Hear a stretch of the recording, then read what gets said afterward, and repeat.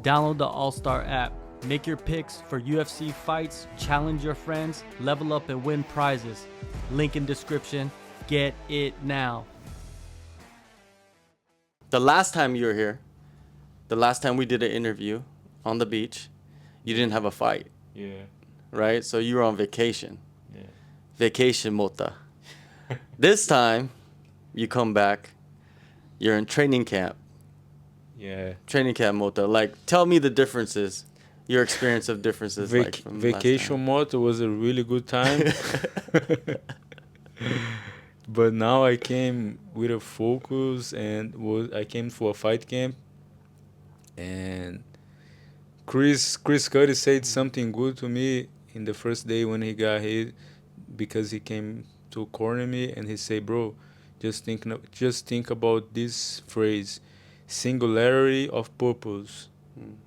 So yeah, and that's what I was doing, and that just like reinforced how my mindset was when I came here. And since the first day I got here, and I saw other day a picture that was Muhammad Ali, and it was something like, don't count the days, make the days count. So since I got here, like, I'm making the most of every single day. And in the first week, I could see how much I improved, like so much improvements that I had made. And I say that maybe to Frank and to George, like, bro, like, that's amazing. Like, I made so much improvements in just a week, and now it's been 3 weeks and I feel ready to go. Yeah, it's kind of a short notice fight, because most of the fights on the UFC Macau card, they were already announced like weeks and weeks ago. Your fight kind of hopped in there, right? Like, kind of got added late. Yeah, kind of like, I never stopped training. Like, I train the whole year round. Like, since I started uh, training, like when I was like 13 years old, I never stopped training, and I'm always working hard.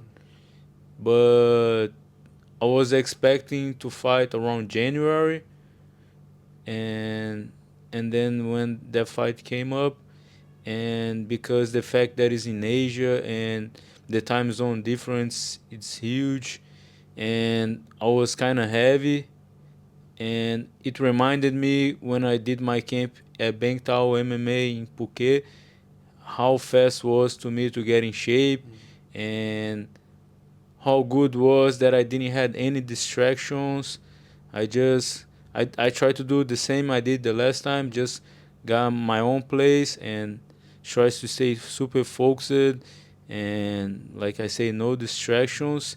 And once again, it's been working out pretty good, because even when I came for vacation, I had a goal like, no, but I'm gonna use this to be in shape. And I did the same again. And in UFC, it's like the highest level of competition, and sometimes like like everyone, like, if the guy say that he doesn't feel a little bit of pressure, he's gonna be lying, because it's the highest level of competition. You have to win most of the fights. You have to put on good performance. You have to show good results. So I feel like in the beginning, when I was feeling a little bit stressed, like, fuck, I'm heavy, I try to remind myself, bro, try to think the same way you try to think the same way you were thinking when you came for the vacation. Yeah, yeah. Like, you're gonna work super hard, like, train hard at least twice a day, follow the diet right, and sleep, and get good sleep, get good recovery, but at the same time try to act like you in vacation again. Well, like when you were here last time, you said like you were losing weight and you weren't even in camp. Like, you were just training. You were getting in shape. Um, Then you went back to the States. You had a fight booked before this fight, right? On Macau card. What happened with that fight? Yeah, I had a fight book for UFC Paris to fight Ludovic Klein, and it just happened like I was working pretty hard, and one Friday I kind of feel like it was supposed to happen already. I was feeling something like on my rib, and I have something that I never felt before, almost like some spasms on my rib. Then one day I was at wrestling practice, and I was going live a lot of rounds, and pushing the most I could. Then out of nowhere, I felt like my my rib like moving, Separate. and I heard like a big pop, and was so much pain, and it made me unable to train for a while. So I had to pull out the fight. But while I was recovering from that injury, also Chris, he was supposed to fight, and he broke his foot at sparring, and we started like a program to get jacked, and to stay in shape, and to keep our cardio up. And we started doing strength and conditioning every day, twice a day at the UFCPI with our strength and conditioning coach Gavin. He's one of the best in the world. He's my Australian friend, and yeah. So like I said, I'm always working hard, and I live for this. Yeah. Well, even with the injury, you still found a way to keep training and to get better. You know what I mean? Improve yourself. And now let's talk about this fight coming up, Macau. You're here in Phuket. Your first training camp at Bangtao. Now you're kind of working more closely with the coaches, right? How's it Yeah. been? The first time when I came, Bruno had a fight. Bruno Miranda, he had a fight in PFL. So I was his training That's partner, right. and we did a lot of privates with wrestling privates with Frank Hickman, and I like it a lot. And I felt like my wrestling got so sharp working with Frank, and I just didn't have the opportunity to work with George, but I always wanted to work with him because I know how good he is. And this time I'm having the opportunity to work a lot with Frank and George. And also, like, my favorite striking class was Brad. How I say his name? Riddell. Well, the last name I didn't know how to say Yeah. it right. So my favorite striking class was Brad class. And when I came back now for fight camp, I'm still going to his class because I feel sometimes that drill is even more important than hit pads, and because gives me more timing, more sense of range. Sparring also, I think that's super important. And yeah, at his class we drill a lot and we spar, and also because his corner, I already want to work with him, and was a good coincidence because he's been training another fighter that is fighting the same card, so he's gonna be cornering me for this fight too. So it's gonna be pretty cool. Frank and George, they're not able to go. You know that my head coach in Vegas is Ray Seffel, but he's a very busy man. Yeah. He's like he's like Dana White, and he couldn't come. But I'm gonna have Chris in my corner. Chris, like, is a great guy. He's like he speaks some very motivational things.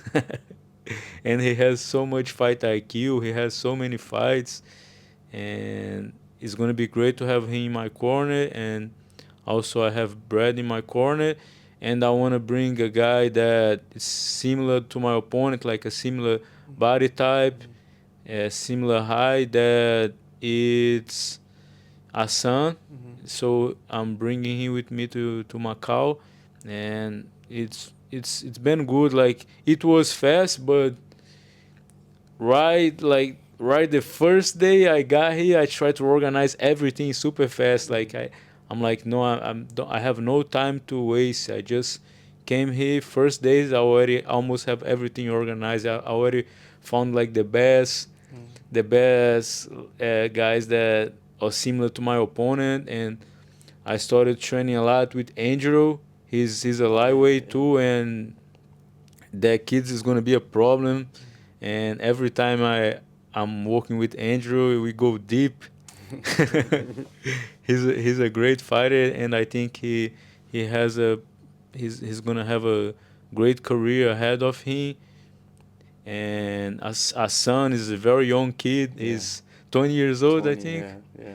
Yeah, he's also really good, and yeah, it's great because I was doing an interview with the guy from the UFC, and he said that when he was interviewing Myron, Myron that won tough, Yeah, yeah. that Myron was saying like that I was like he looked up to me like almost like, and the guy say like, oh, so so how it is nice like to be a leader or something. I'm thinking, no, I'm not a leader, but that's really cool, and reminds me of my whole career because when I turned pro, I went to Nova União. That at the time was the two best lightweight team.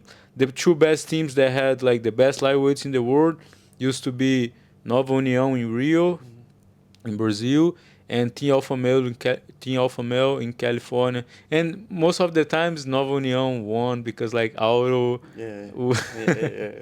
and I would be in a room like I would look around, I would see more than 10 UFC fighters and fighters that fight in Bellator and in Japan, and was so good like, and I always had guys like that, like some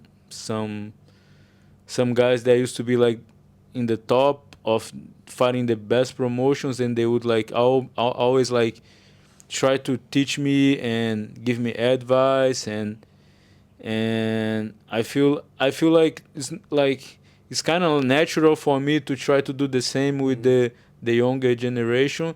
And I know like that, like the same way that the guys from the older generation helped me, I'm gonna help the guys from the new generation, and the guys from the new generations are gonna help the Yeah, next for sure. generation too. And this is pretty cool. Yeah. Yeah, it is cool. Like going back to what you said earlier about Chris Curtis, he's kind of doing that to you. You know what I mean? And he's talking about singularity of purpose, and you talked about Muhammad Ali. Don't count the days, make the days count. That's like something that you're like really deep into, right? Like motivational things, right? Like, cause you always posting things about it as well. Yeah, I feel like it's really cool, like to sometimes to read and study things like that, like stoicism. Oh, so Like stoicism, yeah, yeah, yeah, yeah. like I always like it to read about Musashi too, Mm-hmm. and it's just like it's really helpful when you're a fighter, because it's more than just physical. We have to also be mentally like strong and Mm-hmm. strategic, and yeah. Yeah, yeah, yeah. Like Marcus Aurelius, Oh yeah, right? yeah, Stoicism. You know what I mean? yeah, Like I follow a page that always like they put out those videos, and it does kind of like kick you in the head a little bit. When you're yeah, feeling kind of like like, "Oh, I don't want to do it." It's all mental, yeah, to be honest. Like when you think yeah. about it, It your is. body. Sometimes your body can't do it, but Yeah, most of the time it can. It's just your yeah, mind, right? yeah. And especially nowadays, everyone we sometimes we can be so hard on ourselves, and be comparing our lives Mm-hmm. to other people's lives, and and and sometimes like things are simple, like I remember my last fight, I had Julian Rosa in my corner, and he said something that was pretty cool, like the only thing I want from you is effort. And that's the point. Like, effort is the only thing I can promise, and it's the only thing I can control, right? And like Chris is saying something like he loves he like before he knew that he loves to fight. Now I think even he got caught up a little bit with the whole thing, like the whole expectations and the pressure, and he wants to go back to the way he always been. Just he fights just because he loves, and he said that he loves violence. Well, I think if you're a fighter, you have to love violence, right? Really? A little bit at least. Yeah. You have to, because you're putting your like your violence yourself. You are violent, right? So you gotta. Yeah, I think I always liked that, but now I'm getting old, mature. I'm trying to don't be too. Well, too yeah. You know, you can't be like you were when you're 20, right? yeah. Yo, you ever gonna shave your head again, or you like to have the hair? I'm thinking about trying a new style. I like it. I like it. I like the hair. You know what are people Yeah. saying? Nothing. Nothing. They don't even. No, I think people like. Yeah. Yeah. I think you don't look. You know, like whenever you shave your head, most people they look.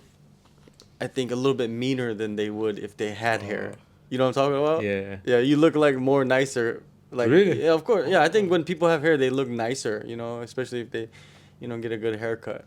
I remember in Brazil, like, even the guys from Shootbox and the guys from my state that used to fight kickboxing, a lot of times when it was close to, when it would get close to the time to fight, they would shave their hairs. And it makes sense sometimes because you don't have to worry about hair and stuff. And yeah, I used to do that when I started fighting. I would always shave my head before the fights. It's like a mental thing, right? You shave your head, it's almost like you're getting ready for the battle because your hair is gone. Maybe, right? And seems like Alex always do that. Alex Pereira. Yeah, he does, right? Yeah. Vanderlei Silva, Shogun. Because I saw like his hair was looking bigger, and I thought, oh, his hair is looking pretty cool. Then when the fight time came, his was like shaved. I'm like, why he shaved? And I remember before my last fight, I was thinking, no, I want to put a cool style, like a big hair, and it's gonna look cool. It's gonna look different. Then I saw Edson Barboza, and I saw on his Instagram he was with a big hair and was looking cool. I'm like, God, his hair is looking cool. Then I saw him at the fight week at the PI shaved. Yeah. I'm like, bro, why you shave your hair? It was looking cool. It's like, no, now it's fight time. Yeah. What about Gilbert Burns? Remember he had the afro? Oh, Like, he had the big afro, right? That was crazy. Yeah. But he also shaved his head too. You know what I mean? Later on. Yeah, I think there is a thing to that. Now you like if anybody knows about your story, you were on the Ultimate Fighter, then you went to like Glover's gym, and then after that, I believe you went to New Jersey, right, with like Frankie Edgar and Marlon Moraes.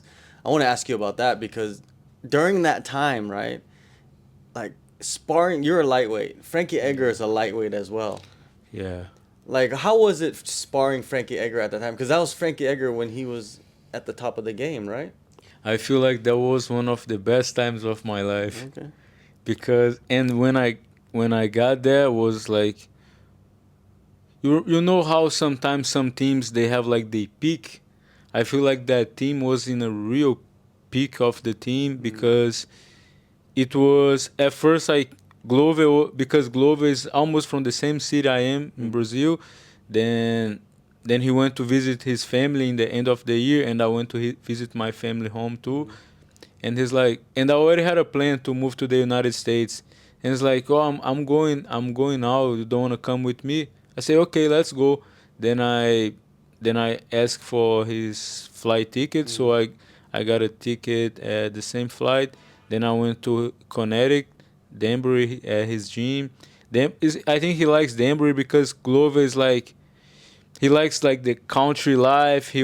Since he was a kid, he was like a farmer, hard worker, and I think he likes the small town. small town Yeah, life, and his gym's amazing too. And I went to Glover first, but at the time they didn't have too many lightweights. It was mostly Glover and his heavy guys training yeah. partners, and then Connecticut is nearby New Jersey, and my friend Mateus Nicolau, he was helping Marlon Moraes to get ready for fight. And Marlon already followed me on Instagram because he saw me on Tough, on the Ultimate Fighter, and they called me one day. Marlon said, "Bro, come here, bro. You need to train with lightweights. It's a different type of work and stuff."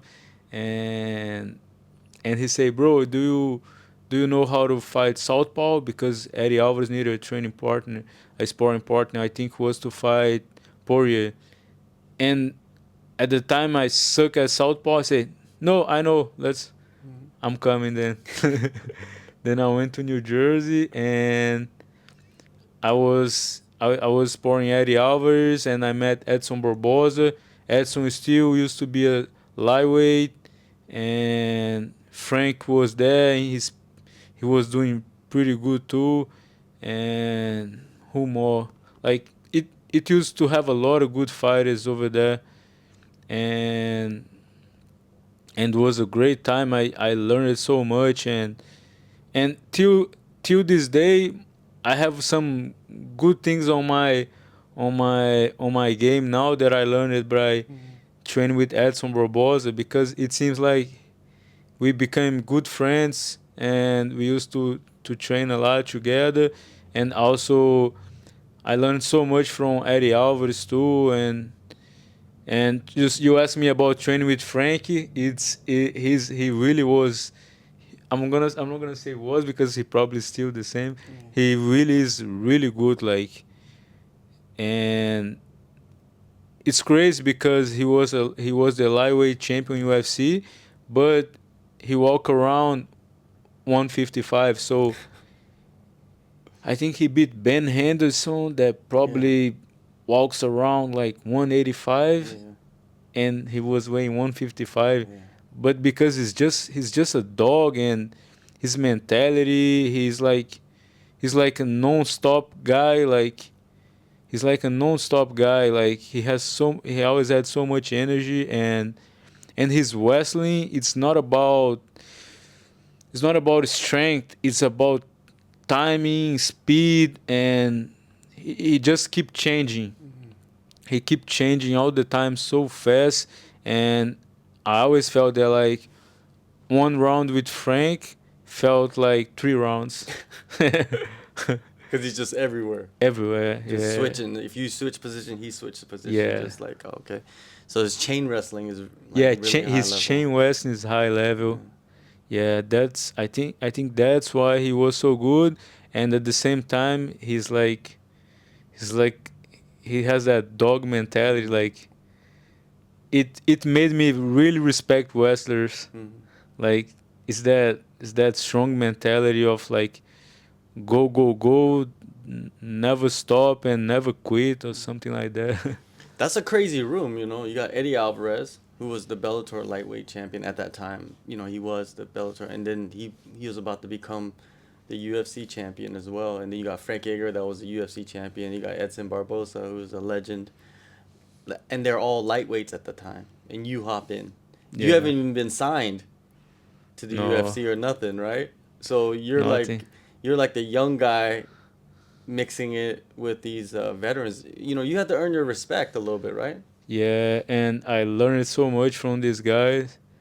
And till nowadays, like Marlon, we still talk a lot.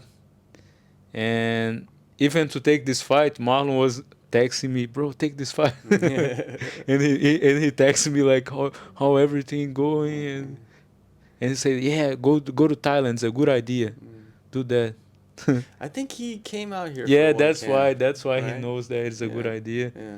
Yeah. Yeah, and also you're fighting in Asia as well. So like if you Yeah. fly from here to Macau, there's no time difference. No. There's none, really. Maybe It's 1 a hour. good plan. Yeah, because that jet lag is a real thing. Oh yeah, It's a real thing. it is.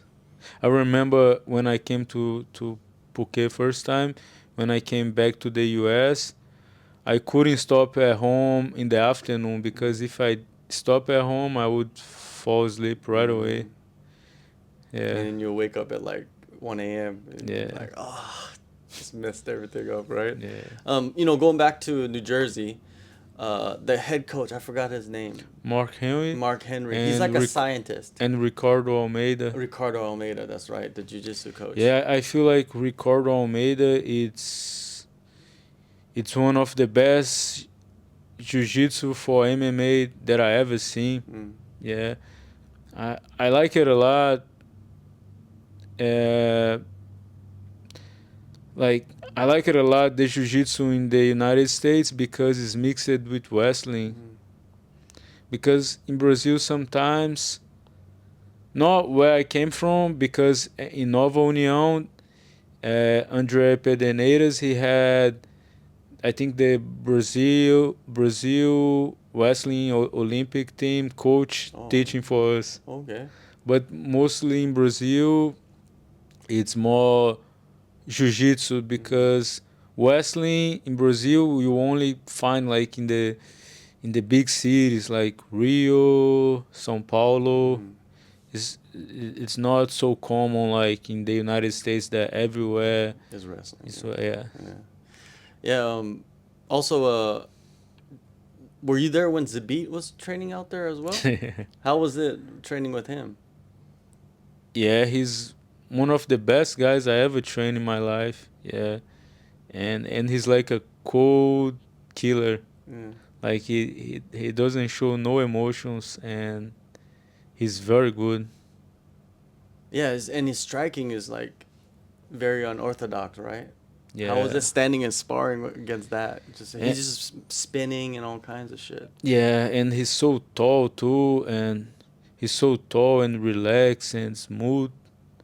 Yeah, and I had some crazy rounds with him. Yeah, because sometimes you, out of nowhere, he would be like nothing. Like I would be like trying to touch, and he would be like showing no emotions and show like a cross like super sharp and fast, and almost like rock me. And we would go like to war sometimes. Yeah, of course, man. How crazy is it that he just retired? Yeah. Also, he had a different type of wrestling. Yeah. Was different. Was complicated to understand. Yeah, and he has that long frame too. So like, if Yeah. you're really good at wrestling and you're tall and long, it makes Yeah. it like 10 times better Yeah. from what I heard. Yeah. But yeah, it's almost like, man, imagine if he didn't retire, then he would have been fought Volk, he would have fought Holloway, he would have been Yeah. fighting Taporia. Like, he's still pretty young, but I don't think he's coming back anytime because Yeah, I it seems don't like know he's what fully happened. retired. Yeah, but there's a lot of fighters like that. There's a lot of fighters that never even make it to the UFC that you probably seen in the gym, and they're like, man, this guy's gonna be like, he's gonna be one of the best in the world, but it just never Yeah. happened.